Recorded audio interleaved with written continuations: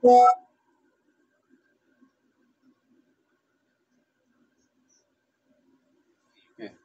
kita mulai Ustaz ya. Ya.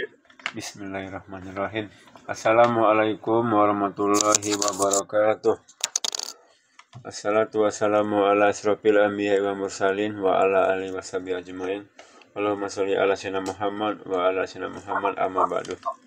Alhamdulillah, segala puji dan syukur kita panjatkan ke Allah Ta'ala, yang mana pada pagi hari ini kita masih dengan Allah nikmat kesehatan, Islam dan keimanan ya, sehingga kita bisa kumpul kembali di kajian via Zoom ini dalam rangka talabul ilmi.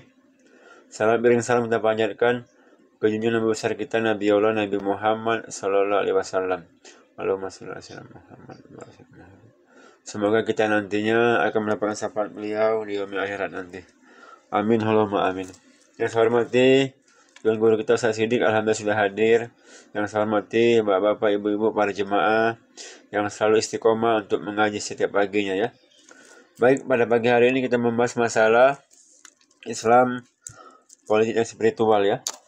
Sebelum kita buka kajian kita pada pagi hari ini, marilah kita membacakan basmalah. Bismillahirrahmanirrahim. Kepada Al-Ustaz waktunya kami persilakan. Silakan Ustaz. Ya, baik, terima kasih. Ustaz.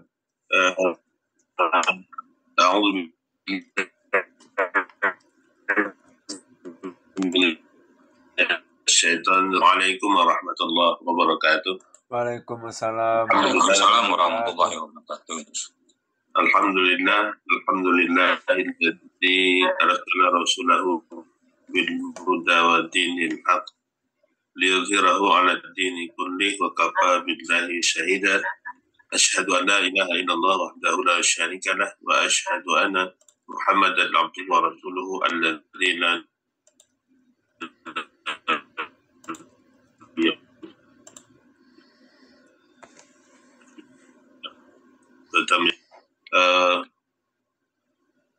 para ustaz sekalian yang dimuliakan Allah Subhanahu wa taala, senantiasa kita mengucap syukur kehadirat Allah Subhanahu wa taala.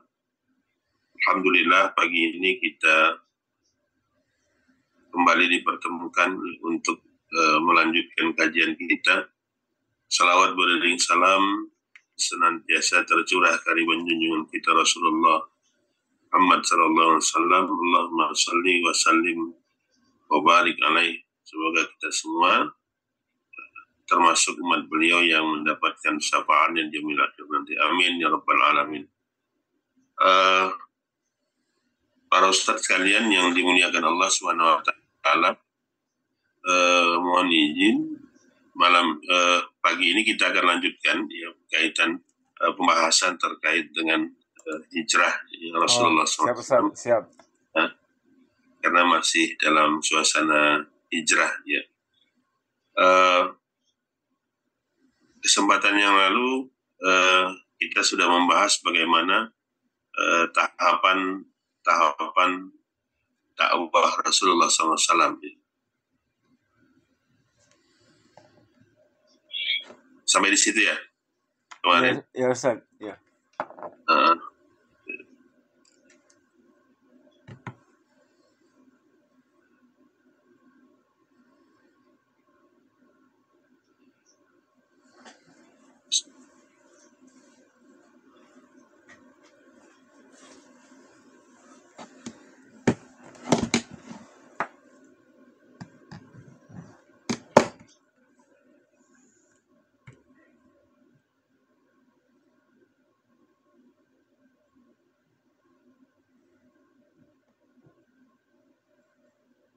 Hijrah pertama dan kedua belum ya kemarin?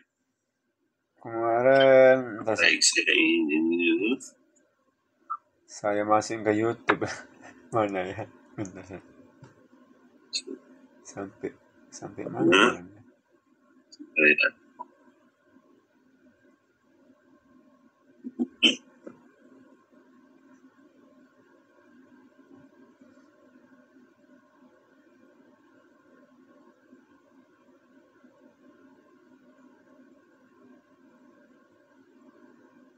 Kok hilang?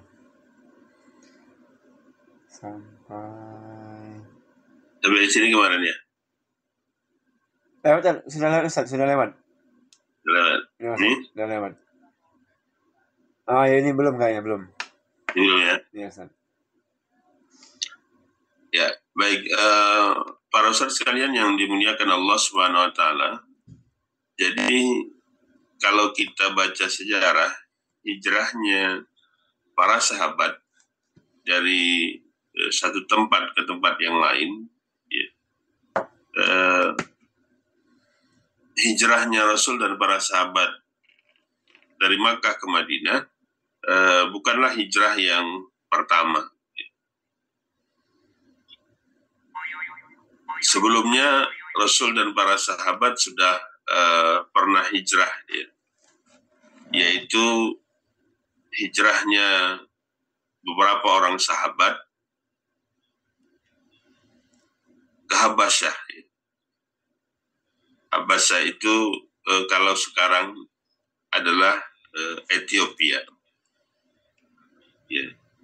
Nah, kalau kita lihat petanya, ya, ini Makkah, ya, dan hijrahnya para sahabat yang pertama itu bukan melalui jalan darat, ya, tetapi mereka menggunakan jalur laut hingga sampai ke Ethiopia.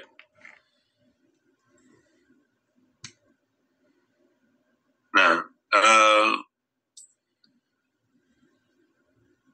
hijrah yang pertama, ya, itu dilakukan oleh beberapa orang sahabat, ya. Ada 12 orang pria, 4 wanita, itu sahabat Rasulullah SAW. Mereka hijrah ke Habasyah, ya, itu bulan Rajab tahun ke-7 sebelum hijrah, ya. Ini masih masa periode Madinah. Karena pada waktu itu tekanan dakwah terhadap Rasul dan para sahabat cukup kuat, ya. Kalau kita baca di dalam kitab Sirah itu paling tidak ada 3 macam tekanan yang dilakukan oleh orang-orang Quraisy akibat dakwah yang dilakukan oleh Rasul dan para sahabat. Yang pertama itu penganiayaan. Banyak para sahabat yang mendapatkan penganiayaan dari orang-orang Quraisy, utamanya adalah para sahabat yang tidak memiliki pelindung, ya, atau orang-orang fakir, miskin, kemudian para budak. Ini yang kemudian cenderung mendapatkan penganiayaan dari orang-orang Quraisy, terutama para pemuka Quraisy yang punya kekuasaan. Kemudian yang kedua, propaganda hitam atau black campaigns, ya, yang dilakukan oleh orang-orang Quraisy kepada Rasulullah SAW. Rasulullah kemudian dikatakan sebagai orang gila, Rasul dikatakan tukang sihir. Yang penting dicap negatif, ya. Tujuannya tidak lain adalah untuk menghalang-halangi dakwah Rasulullah SAW supaya masyarakat Quraisy pada waktu itu tidak menerima dakwah beliau. Nah, kemudian yang ketiga adalah pemboikotan. Ya, bagaimana Rasul dan para sahabat itu diboikot di lembah Abdul Muthalib, ya, selama kurang lebih 3 tahun. Ya. Nah, inilah tiga ancaman, 3 penentangan, ya, yang dilakukan oleh rezim pada waktu itu, yaitu orang-orang Quraisy terhadap aktivitas dakwah Rasulullah SAW. Nah, sehingga ada beberapa orang yang kemudian diperintahkan oleh Rasulullah SAW itu untuk hijrah, ya. Hijrah dari Makkah ke Habasyah. Nah, ini menjadi pelajaran, ya, bagi kita bahwa aktivitas dakwah itu, kalau kemudian kita mengikuti dakwah yang disampaikan oleh Rasulullah SAW, ya, ada juga kemungkinannya akan mendapatkan apa yang didapatkan oleh Rasul dan para sahabat ketika mereka berdakwah di Makkah. Tapi yang juga harus kita perhatikan bahwa dakwah yang mereka lakukan di Makkah ini berbeda ketika dakwah yang dilakukan oleh Mus'ab bin Umair, ya, di Madinah. Ternyata masyarakat Madinah itu menerima dakwah beliau dan tidak mendapatkan hal-hal buruk tadi, sebagaimana Rasul dan para sahabat dapatkan ketika mendakwakan Islam di Makkah. Nah, kita harapkan memang negeri ini ya sebagaimana Madinahnya dulu Rasulullah SAW. Ya. Jadi memang bergantung dari kondisi masyarakatnya, seberapa besar, seberapa berat penentangan yang kemudian dilakukan, ya, oleh rezim, ya, atau oleh orang-orang yang berkuasa pada waktu itu. Nah, para ustadz sekalian yang dimuliakan Allah, jadi hijrahnya para sahabat Habasah ini menggunakan 2 perahu, ya, yang terapung di pelabuhan Suwaibah, kemudian siap mengantar mereka menuju sebuah negeri yang untuk menghindari kemurkaan dan kebiadaban kafir Quraisy. Jadi memang yang pertama itu untuk mempertahankan agama, ya. Nah, negeri yang mereka tuju itu bernama Habasyah, ya, atau Abyssinia. Dikenal juga sekarang ini sebagai Ethiopia, yaitu sebuah kerajaan di daratan benua Afrika. Nah, para sahabat pada waktu itu hijrah ke Habasyah itu adalah atas saran Rasulullah SAW, ya. Jadi untuk menghindari begitu kerasnya, begitu beratnya penentangan orang-orang Quraisy, ya, maka 16 orang tadi, 12 pria dan 4 orang sahabat Rasul itu berhijrah, ya. Nah, ditetapkannya Habasyah oleh Rasul sebagai tempat pengungsian karena Raja Negus, ya, Najasyi, yang berkuasa di negeri itu dikenal sebagai orang yang adil, lapang hati dan suka menerima tamu. Ya. Jadi memang ini kondisinya kondisi yang cukup berat, ya, aktivitas dakwah pada waktu itu. Maka Rasul menganjurkan, ya, sebagian para sahabat itu untuk kemudian hijrah, ya, meminta pertolongan terhadap aktivitas dakwah Rasul yang dan para sahabat yang mendapatkan penentangan yang begitu berat, ya, dari orang-orang Quraisy. Nah, para ustadz sekalian yang dimuliakan Allah, inilah proses, ya, hijrah yang dilakukan kaum muslimin sebelum peristiwa hijrah ke Madinah. Nah, di antara sahabat yang hijrah ke Ethiopia itu antara lain adalah Utsman bin Affan dan istrinya Ruqayyah, di mana Ruqayyah ini adalah anaknya Rasulullah SAW. Jadi Utsman bin Affan ini, ya, dijuluki Zur'ain, ya, yang beliau ini mendapatkan atau menikahi 2 orang anak Rasulullah SAW, ya, Ruqayyah dan Ummi Kulthum.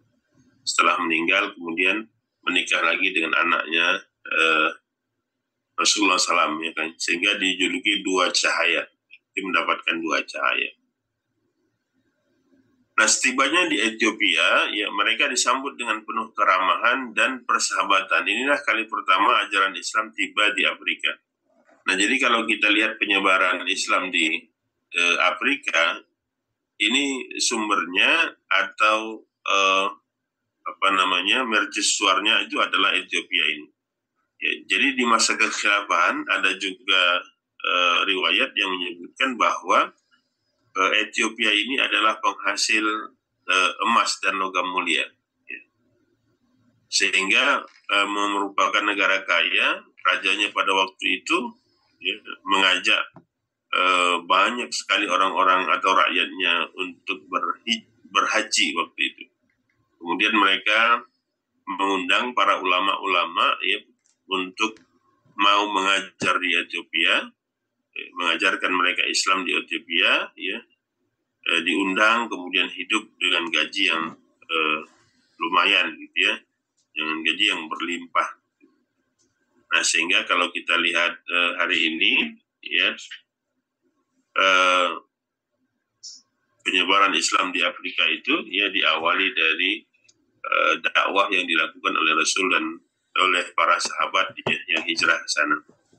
Nah, setelah 3 bulan menetap di Ethiopia dan mendapat perlindungan, para sahabat kemudian mencoba kembali pulang ke kampung halamannya, ya. Karena dapat informasi bahwa situasi Makkah itu sudah kondusif, gitu. Ya, tapi ternyata belum, ya. Ya, mereka sempat pulang, ya, karena mendengar informasi bahwa situasi kondisi dakwah di Makkah itu sudah mulai aman, tapi ternyata informasi itu hoax, ya. Kemudian mereka pulang, ya. Lalu Rasulullah SAW memerintahkan kembali umat Islam agar hijrah ya ke Ethiopia untuk kedua kalinya. Nah, ini gelombang hijrahnya itu lebih besar, ya, terdiri dari 80 orang sahabat, ya. Dalam riwayat lain itu disebutkan 83 pria dan 19 wanita. Ya. Jadi gelombang yang kedua ini lebih besar, lebih banyak orangnya yang kemudian hijrah ke Habasyah tadi, ya. Jadi terdiri dari 83 pria dan 19 wanita. Nah, ini yang kemudian menjadikan orang-orang Quraisy ya akhirnya mengirimkan duta atau utusan, yaitu Ammar bin As dan Abdullah bin Abi Rabi'ah al-Makhzumi untuk menghadap Raja Najasyi, ya. Kemudian keduanya meminta Raja Najasyi mengusir ya umat Islam dari tanah Ethiopia. Nah, ini yang kemudian kita mengenal ya dialog antara orang-orang kafir Quraisy dengan Ja'far ya, bin Abi Thalib waktu itu yang memimpin gelombang hijrah itu, berargumentasi tentang Islam. Dan ternyata kemudian Raja Najasyi itu berpihak kepada para sahabat, ya, hingga permintaan orang kafir Quraisy itu ditolak oleh Raja Najasyi dan para sahabat tetap tinggal di negeri itu hingga Rasulullah SAW hijrah ke Madinah. Nah, jadi orang-orang para sahabat yang hijrah ke Habasyah ini nanti ada yang pulang tidak lagi ke Mekah tapi langsung ke Madinah, ya. Karena di Madinah kondisi dakwah Rasulullah SAW itu sudah mendapatkan kekuasaan yang menolong beliau, ya, menolong dakwah beliau, sehingga sudah aman, gitu, ya. Nah, ada yang kemudian para sahabat yang di Habasyah tadi ada yang berangkat ke Madinah. Nah, kemudian ada juga para sejarawan menyatakan bahwa situs di Barus, ya, situs di Barus yang kita kenal ada kuburan, ya, makam-makam itu. Sebagian para ahli sejarah menyebutkan di antara para sahabat yang hijrah itu, ya, ada yang kemudian meneruskan perjalanan hingga sampai di Barus. Nah, jadi menurut mereka di antara para sahabat yang 83 orang laki-laki dan 19 perempuan ini, di antara mereka inilah yang kemudian melanjutkan perjalanan sampai ke Barus, sampai ke Nusantara ini. Sehingga kompleks ya makam Mahligai yang ada di Barus itu adalah generasinya sahabat, generasinya para sahabat yang hijrah ya, dari Makkah ke Habasyah. Ini menurut Ustadz Adi Hidayat ya. Dalam videonya disebutkan di antara salah satu dari sahabat yang hijrah ke Habasyah itulah yang kemudian mereka melanjutkan perjalanan hingga sampai di Barus dan menetap di sana, gitu ya, yang komplek Mahligai itu. Tapi ada juga sejarawan yang menyebutkan bahwa sahabat yang hijrah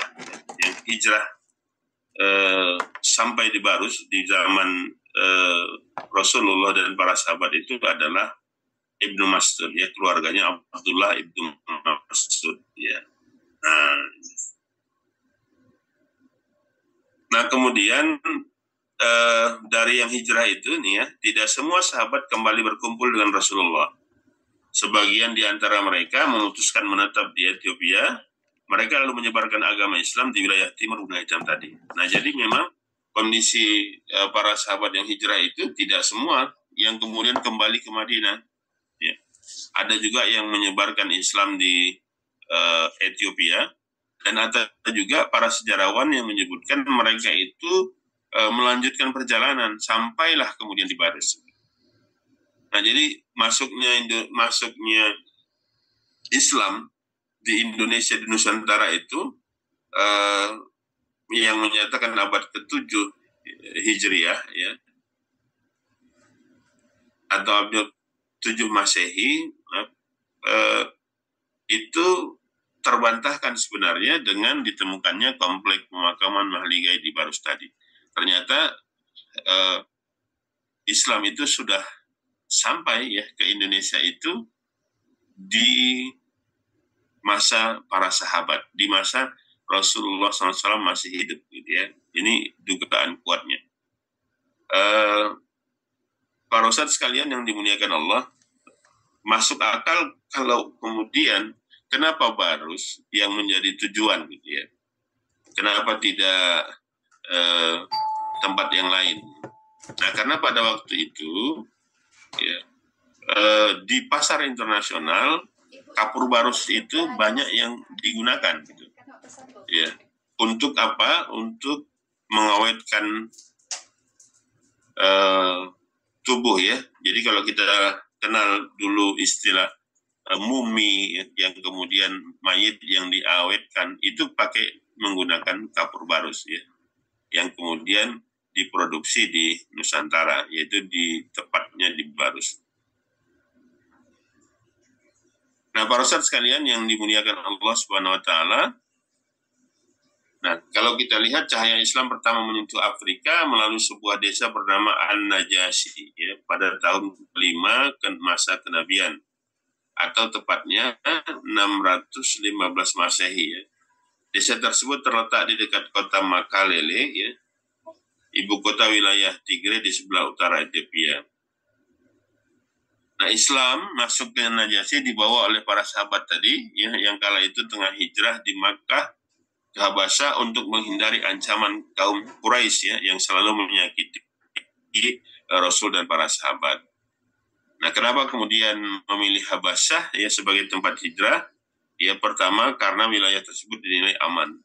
Nah, jadi kalau kita lihat sejarah ya, bahwa dakwah itu juga mengalami tantangan, hambatan, rintangan yang sifatnya manusiawi ya.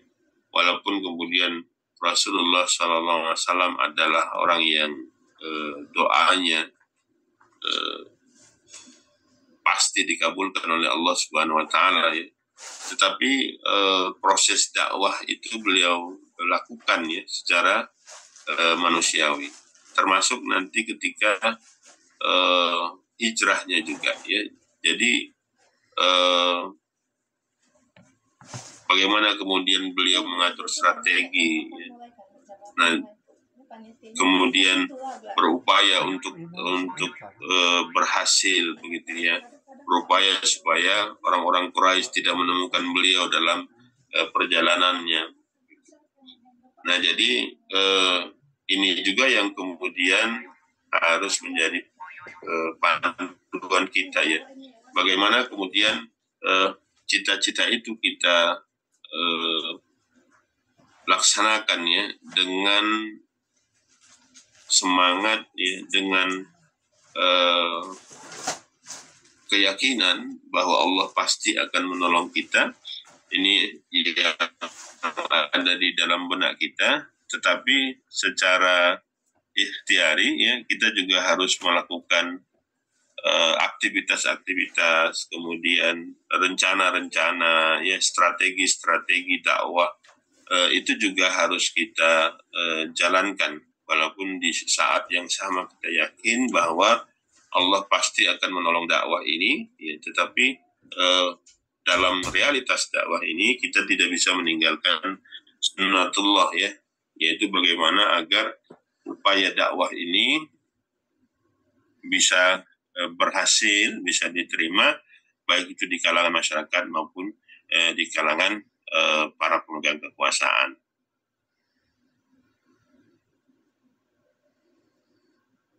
Nah, para kalian yang dimuliakan Allah, nah menurut data WHO pada tahun 2012 dari 91,7 juta penduduk Ethiopia, wanita banyak ya, sekitar 34% warganya memeluk Islam.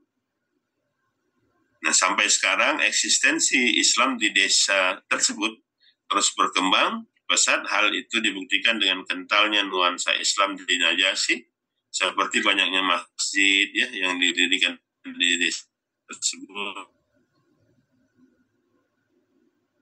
pendidikan agama Islam. Masjid yang dijadikan di desa tersebut yakni namanya Masjid Najasyi ya. Masjid ini tidak pernah sepi dari jamaah ya, karena di sini merupakan pusat kegiatan pembelajaran Islam.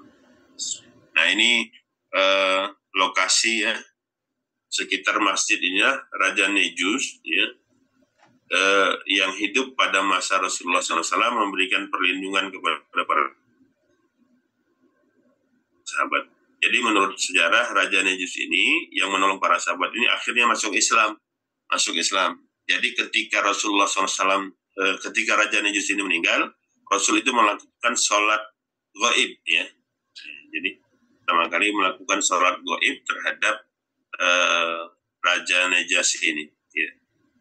Jadi ketika beliau di Madinah mendengar ada berita wafatnya Raja Najasyi, maka beliau melakukan sholat gaib ya di Madinah bersama para sahabat karena Raja Najasyi ini sudah masuk Islam. Nah, ini masjidnya ya, sekitar yang sekarang ya, tempat di mana para sahabat ditempatkan oleh Raja Najasyi. Ya, baik, mungkin ini tambahan sedikit dari penjelasan kita yang kemarin. Nah, silahkan kalau memang ada hal yang mau didiskusikan, tafadhol. Ya, kalau saya bisa jawab, saya jawab. Kalau tidak, nanti jadi PR ya bagi kita pada pertemuan berikutnya. Baik, mungkin ini dulu, saya kembali ke Bang Bakar. Assalamualaikum warahmatullahi wabarakatuh. Waalaikumsalam warahmatullahi wabarakatuh. Baik ya Bapak-Bapak, kita punya waktu lebih kurang 10 menit lagi tentang hijrahnya Rasulullah. Jadi yang mau bertanya kami persilakan.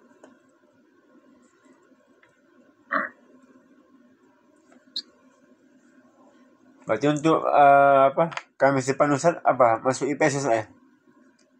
Menyambung yang ini lagi Ustaz untuk Kamis depan? Kalau kita masuk IPS dulu lah ya. Memang ini masih ada beberapa slide lagi. Tapi nggak apa-apa Ustaz. Kalau memang misalnya masih ada, nggak apa-apa Ustaz. Maksudnya mungkin, ya, kita lanjut tuntaskan ya. Bulan 7 ini kita habisin aja masalah hijrah. Boleh. Nanti Agustus masuk lagi kita IPS. Iya, siap. Biar nggak nanggung. Ya kan Pak Junaidi? Iya. Kayak Bapak mau nanya saya Pak Junaidi. Apa mau tanya? Iya. Nggak ada? Iya. Assalamualaikum Pak Ustaz. Waalaikumsalam. Jadi mengerti kita di jadi hijrah yang awal-awal dilakukan oleh berarti para sahabat yang dahulu melakukan hijrah ya Ustaz ya. Ini ke negara Ethiopia atau Najasyi itu. Dan kalau kita lihat kan waktu hijrahnya ke Najasyi ini Ustaz ya, kan itu firman Allah itu kan masih diwahyukan kepada Rasulullah ya Ustaz ya. Sementara kan para sahabat sudah ada yang mengembangkan agama Islam dari hijrahnya waktu itu karena ancaman ini ya Ustaz, ancaman dari kaum Quraisy gitu Ustaz ya. Nah, itu tuh gimana nyambung Ustaz? Karena wahyu-wahyu itu masih ada turun ke Rasulullah, dan para sahabat itu ada yang sudah menyebarkan agama ke Afrika, inilah yang pertama kayaknya itu Ustaz ya.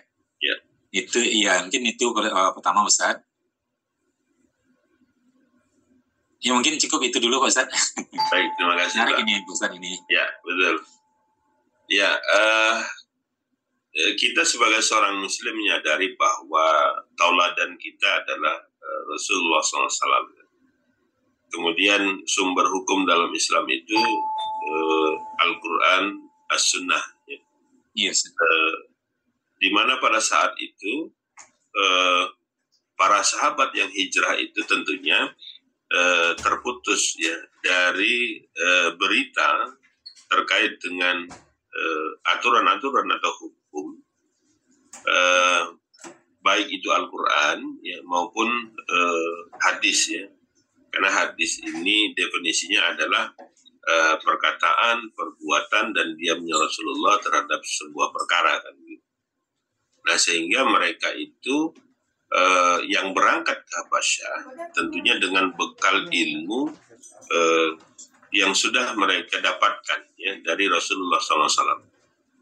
Jadi seperangkat hukum atau pemahaman yang mereka sudah belajar dari Rasulullah SAW, itulah yang menjadi bekal mereka dalam menjalani kehidupan di Ethiopia.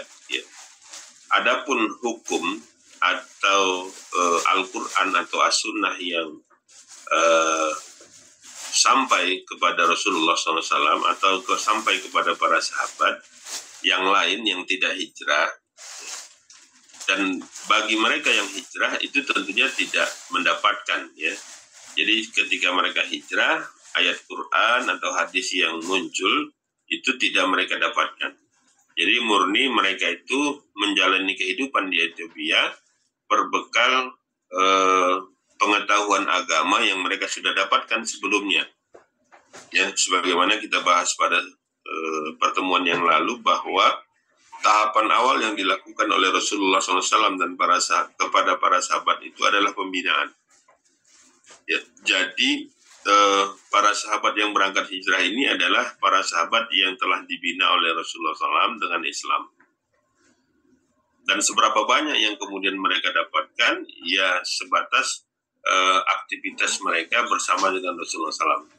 Nah tentunya setelah mereka hijrah, ya, setelah mereka hijrah ke Habasyah, berarti mereka mengatur kehidupannya itu ya, sebatas ilmu, sebatas pengetahuan Islam yang mereka miliki ya ketika mereka berangkat ke Habasyah.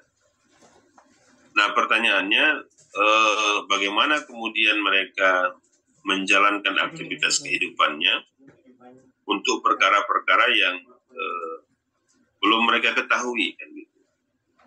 Ya, yang belum ada mereka dapatkan dari Rasulullah SAW. Nah maka disinilah nanti ya akan berlaku bahwa ada ada kemudian diangkat pena untuk perkara-perkara yang memang mereka belum tahu,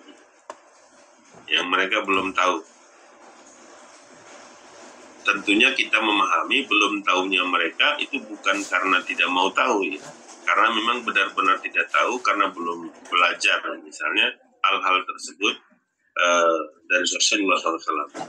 Nah tapi ya, hal yang harus kita yakini bahwa apa yang kemudian mereka miliki, ya, atau ilmu pengetahuan Islam yang mereka miliki ketika mereka hijrah, ini sudah paling tidak mencukupi lah ya untuk kemudian mengatur urusan-urusan kehidupan mereka yang sifat-sifatnya pokok ya. Itu hal-hal yang pokok itu kan makanya di dalam proses pembinaan Rasulullah kepada para sahabat itu pertama kali yang beliau bina itu adalah persoalan akidah, persoalan keyakinan ya. Paling tidak dalam persoalan akidah ini ya para sahabat yang hijrah itu sudah kuat ya. Sudah lagi tidak tergelincir lah kita katakan ya, mungkin tinggal perkara hukum yang mungkin sifatnya sifatnya meluas ya atau kemudian lebih mendalam ya. Sebagaimana kita ketahui bahwa ayat-ayat yang turun di Madinah atau pada fase Madinah itu adalah ayat-ayat hukum ya, terkait dengan riba ya, terkait dengan jihad fisabilillah dan lain sebagainya. Itu ayat-ayat hukum yang biasanya karakter ayatnya itu panjang-panjang gitu ya. Surah Al-Baqarah itu yang menjadi dasar keharaman riba itu turunnya di Madinah. Nah, sedangkan ayat-ayat pendek yang mungkin yang ada di juz 30 itu rata-rata ayat Makkah dan ayat-ayat yang berkaitan dengan akidah. Nah, jadi perintah Rasulullah SAW menyarankan para sahabat untuk hijrah ke Ethiopia. Nah, ini menunjukkan bahwa para sahabat itu sudah dicukupkan ya pengetahuan agamanya untuk mengatur urusan kehidupan mereka di sana ya, meskipun memang kita ketahui belumlah lengkap ya. Nah, tetapi paling tidak persoalan akidahnya, persoalan hukum-hukum pokoknya mereka sudah memiliki dan bisa mengaturnya nanti di tempat hijrah mereka dan juga mendakwahkan mereka. Nah, kita ketahui juga para ustadz sekalian, bagaimana di tahun yang tidak lama mungkin setahun ya setelah hijrahnya para sahabat ini, Rasulullah mengirimkan Mus'ab bin Umair ya, Mus'ab bin Umair ke Madinah nanti. Mus'ab bin Umair ke Madinah untuk mengajarkan masyarakat Madinah tentang Islam. Nah, ini menunjukkan bahwa pengetahuan keagamaan para sahabat di masa-masa itu ya, di masa-masa hijrah atau di masa-masa ketika beliau mengirimkan Mus'ab bin Umair ke Madinah itu sudah sangat mencukupi gitu ya. Sudah sangat mencukupi. Walaupun memang koordinasi atau informasi hubungan antara Mus'ab bin Umair dengan Rasulullah ya, atau kemudian antara sahabat yang hijrah ya, yang hijrah ke Abbasah ini juga tetap terjalin gitu. Nah, jadi ya mungkin pemantapannya itu nanti memang setelah bersama dengan Rasulullah kembali ketika ada di Madinah ya, ketika sudah hijrah di Madinah. Ya mungkin itu ya Ustaz. Wallahu a'lam. Baik ya Bapak. Bisa. Syukran. Mungkin cukup sini dulu Bapak ya. Insya Allah kita sambung lagi Kamis depan karena nanggung juga ya kan. Ya mungkin sampai sini kita insya Allah kita bahas lagi di Kamis depan ya. Silakan Ustaz, ditutup Ustaz. Ya, baik para Ustaz sekalian yang dimuliakan Allah, mari kita berdoa sejenak ya di saat-saat yang penuh keberkahan ini. Mudah-mudahan kemuliaan majelis ilmu ini bisa menjadi wasilah ya.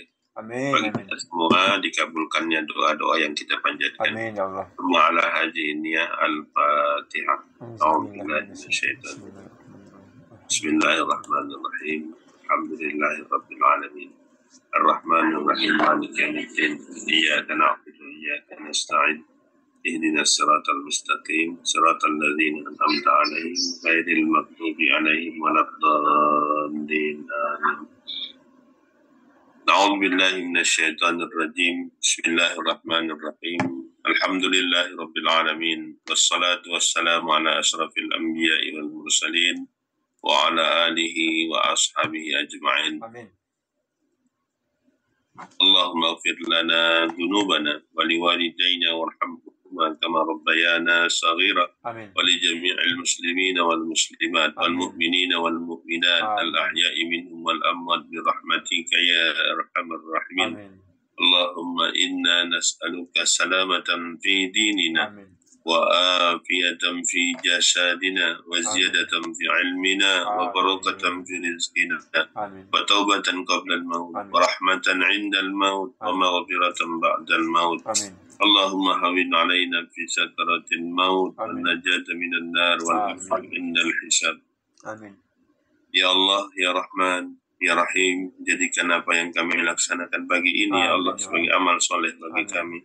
Tunjukkan kepada kami, ya Allah, bahwa yang benar itu adalah benar adanya, dan beri kami kekuatan untuk mengikutinya. Amin. Dan tunjukkan kepada kami, ya Allah, bahwa yang salah itu adalah salah adanya. Amin. Dan beri kami kekuatan untuk meninggalkannya. Amin. Ya Allah. Hanya kepadamu kami menyembah, ya Rabb. Hanya kepadamu kami mohon pertolongan. Amin. Karena kami yakin, ya Allah, Engkaulah sebaik-baik penolong bagi kami. Ya Allah, mudahkan segala urusan kami. Amin, ya Rabb. Bukakan jalan keluar, ya Rabb, bagi setiap masalah yang kami hadapi. Amin. Limpahkan rezeki yang banyak lagi berkah kepada kami, ya Allah. Seandainya rezeki kami itu jauh, dekatkan, ya Rabb. Seandainya rezeki kami itu sulit, mudahkan, ya Allah. Seandainya rezeki kami itu masih tergantung di langit, turunkan, ya Rabb. Seandainya rezeki kami itu masih terkubur di bumi, keluarkan, ya Allah. Sesungguhnya Engkau sebaik-baik pemberi rezeki kepada siapa yang Engkau kehendaki. Amin. Ya Allah, jika ada di antara kami pagi ini yang sedang terlilit hutang, mudahkan baginya, ya Allah, untuk melunasi hutang-hutang. Karena Engkaulah yang Maha memberi rezeki kepada siapa yang Engkau kehendaki. Seandainya pagi ini ada di antara kami yang sedang sakit, angkat penyakitnya, ya Allah, dengan tidak bersisa. Karena sesungguhnya Engkau yang Maha menyembuhkan segala penyakit. Tidak ada sesuatu yang mustahil bagimu, ya Rabb. Tidak ada sesuatu yang sulit bagimu, ya Allah. Tidak ada sesuatu yang tidak mungkin bagimu, ya Rabb. Ya Allah, Ya Rahman, Ya Rahim, anugerahkan kepada kami istri yang salehah, suami yang saleh, anak-anak yang saleh dan salehah. Jadikan keluarga kami, ya Allah, keluarga yang sakinah, mawaddah, warahmah. Ya Allah, Ya Rahman, Ya Rahim, pagi ini Engkau kumpulkan kami bersama dalam majelis ilmu ini, ya Allah. Kumpulkan juga kami nanti kelak bersama di dalam surga-Mu, ya Rabb. Hasbunallah wa ni'mal wakil, ni'mal maula wa ni'man nasir, la hawla wa la quwata illa billahil aliyyil azim. Rabbana zalamna anfusana wa illam taghfir lana wa tarhamna lanakunanna minal khasirin. Rabbana atina fid dunya hasanah wa fil akhirati hasanah wa qina adzabannar. Wa sallallahu wa sallam ala sayyidina Muhammadin nabiyil ummi wa ala alihi wa ashabihi ajma'in. Subhana rabbika rabbil izzati amma yasifun wa salamun alal mursalin walhamdulillahi rabbil alamin. Assalamualaikum warahmatullahi wabarakatuh. Waalaikumsalam warahmatullahi wabarakatuh. Syukran Ustaz, jasa khair Ustaz atas ilmu waktu yang disampaikan. Semoga bermanfaat untuk bapak-bapak dan ibu-ibu yang hadir di pada pagi hari ini. Semoga Ustaz selalu diberi kesehatan oleh Allah, dimurahkan segala rezekinya, dan juga selalu dalam lindungan Allah, Ustaz, ya. Amin ya Rabbal alamin. Baik bapak-bapak, ibu-ibu, kita tutup ya kajian kita pada pagi hari ini. Insya Allah kita berjumpa kembali di Kamis depan ya, dengan tema yang sama tentang hijrah ya. Kita tutup dengan membaca hamdalah, alhamdulillahirabbil alamin, dan juga doa kifatul majelis. Subhanallahumma wa bihamdika asyhadu an la ilaha illa anta astaghfiruka wa atubu ilaik. Wabillahi taufiq wal hidayah. Wassalamualaikum warahmatullahi wabarakatuh. Syukur ya Ustaz. Oke ya, bapak-bapak semuanya ya, syukur Ustaz. Ya, sama-sama ya, izin ya. Ya Ustaz, kita tutup ya. Salam sukses. Allahu Akbar. Selamat berangkat. Ya Pak, siap. Allahu Akbar.